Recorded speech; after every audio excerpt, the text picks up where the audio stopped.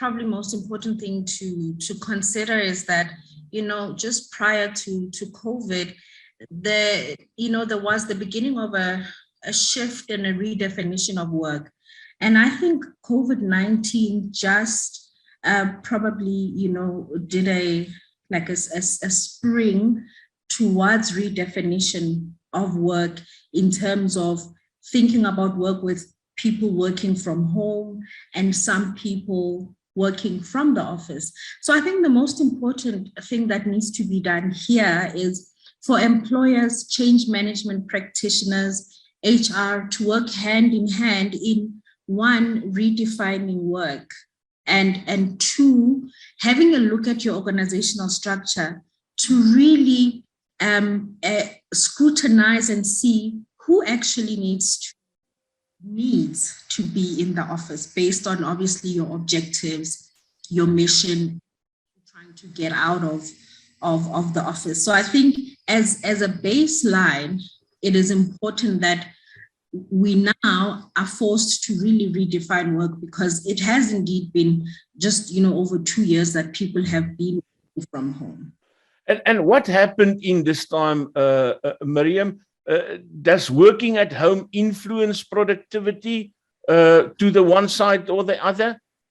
I think there's no right or wrong, good or bad answer. I think what is important is to look at your company output. So company departmental output, and as employers, check are employees giving out what they are supposed to be giving out. If you're an organization that is based on clients or clientele, do we still get the feedback that we want, that we need from our clients, regardless of where a person is working from?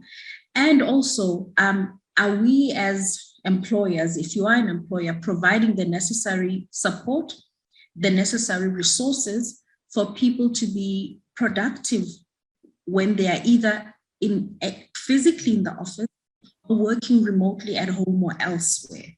And so the onus it's up to the employer to ensure that you do get productivity. And some researchers have found that, employees would say, hey, particularly those that are working in cities, that I don't have to sit in traffic for an hour to and from, and use that time productively, instead of, going up and down. How traffic gets in the cities. I can do that. I created my own space where home is normally viewed as a comfortable space where I can actually be on my own and focus on the work.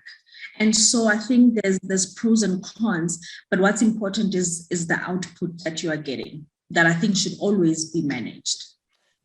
Can we give people some tips? The people that's going back to office to handle that change, and the people staying at home, how to look after themselves? So I would say for people that are staying at home, is that always focus on the goal at hand. So what is it that you need to achieve? What is the output?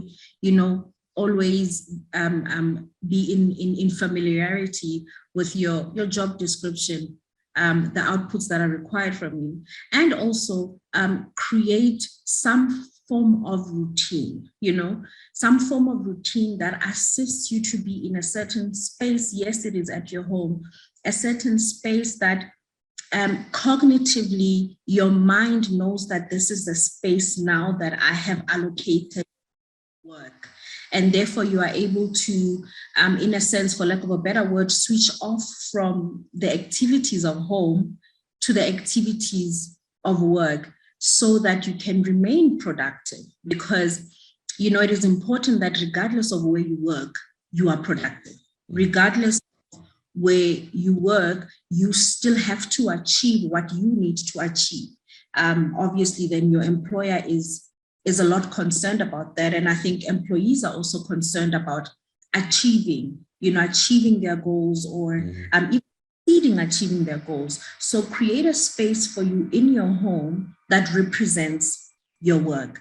Create some type of routine to say, all right, I will I will work from this time, and perhaps even have boundaries where, you mentioned working until 12 o'clock. Sometimes the work demands for us to work, late hours, but create boundaries where you say, okay, now I'm going to stop work and focus on my family life because work-life balance is important. And then for those that are returning back to work, I would say, preparedness is important. Where I started, to say that redefinition of work, I think employers need to prepare employees to coming back to the workspace. I also mentioned change management, where any type of change, whether positive or negative, has an impact. And so it is important that you manage that type of change. So prepare your employees, have open communication with them, let them understand why it is important for them to be in the office as opposed to staying at home, pertaining to their job description and why they particularly have to be, in the office as opposed to other people. Because sometimes you'll find that, people will be like, but this department is still working from home and our department has been called to the office. And so that open communication is very, very important. And I would say also, check on your employees. How are you doing? How are you feeling? How can we support you now that this change is taking place or has taken place, so that employers can understand where employees are with regards to the change that has taken place. And I think it's something that is going to have to happen for quite a while until there is some level of settling, and maybe I would say, as an industrial psychologist, I would, maybe after 6 months of people coming back to work, I would have a survey that's open and transparent. There are many different types of surveys that you can have, just a climate survey, just to check where people are with being in the office. So if I listen to you and I hear you correctly, there's an uncertain time awaiting us as employees and employers in the work sector. Definitely. I think I think a lot of articles have been written now regarding the role of change management practitioners, and obviously then if you have a robust human resource management or human resource department, you're going to have to work hand in hand with those with your change management practitioners and HR to ensure that the people in which you are demanding productivity for are in a space in which they can be productive, bearing in mind that a 2-year gap of being in a certain space, cognitively speaking, in terms of your mind, in terms of your thought process, it changes. And therefore, creating that shift back to, I guess, what others may call quote unquote normal, you have to move in phases slowly. And I think one of the ways in which employers can maybe start off by, instead of if they can, if you can afford it, start off by maybe allowing them to be in the office a few days a week, as opposed to, like from Monday, you have to go back to normal.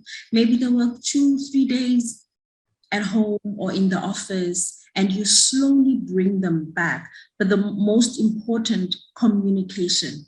It is important that you are in the office for these reasons. We are managing output. We are managing our clients' expectations. You are important to us. How can we support you?